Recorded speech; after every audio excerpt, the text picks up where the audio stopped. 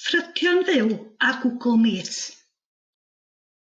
Mae ffrydio byw yn fodd o caniatáu bobl ymuno â'ch cyfarfodydd i wylio yn unig. Mae'n ffordd arbennig o dda o gynnal cyfarfod un ffordd yn unig. Dydy pobl ddim yn gorfod poeni am ddiffodd eu camerâu na'u meicroffonau. Bydd y fideo hwn yn dangos i chi sut i drefnu cyfarfod mewn ffordd sy'n caniatáu i chi adael eu cyfuniad o bobl ymuno fel arfer â Google Meet i wylio a gwrando ar ffrwd byw. I ddechrau'r hyn, trefnwch Google Meet yn y modd arferol. Defnyddiwch eich calendar a chlicio ar yr amser hoffech gynnal eich cyfarfod. Rhowch enw i'r cyfarfod a chliciwch ar Add Google Meet Video Conferencing.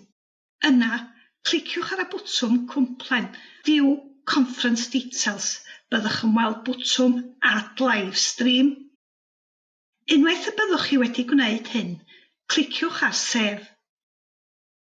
Pan gliciwch chi eto ar y digwyddiad, byddwch yn gweld y ddolen i ymuno â'r cyfarfod, yn ogystal â dolen Livestream.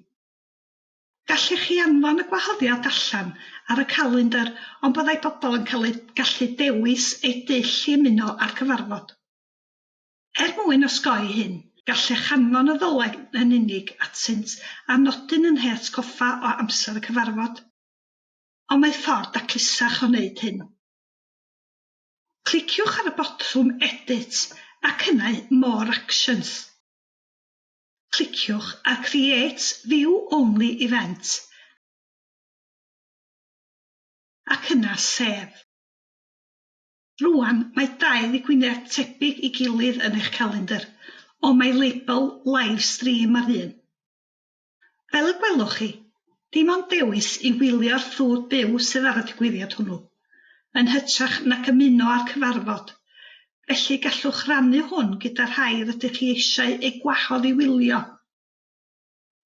Mae'r cynnig i ymuno â'r cyfarfod ar y digwyddiad arall. Dyma'r un i'w anfon at y rhai sy'n cymryd rhan yn y cyfarfod.